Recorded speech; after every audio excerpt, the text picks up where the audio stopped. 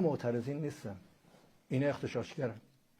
معترض رو ما قبول داریم، ما نگرانی ها اونا رو قبول داریم، با تمام وجود داریم تلاش میکنیم که این نگرانی ها رفع بشه و مردم عزیزمون میخوایم با قدرت در مقابل او کسی که اغتشاشگره، داره به اموال مردم لطمه میزنه. بازاری چه گناهی کردیم میان دکونش آتش میزنن؟ ما مشکلات اونا رو هم فکر خواهیم کرد و کمک خواهیم کرد و حل خواهیم کرد.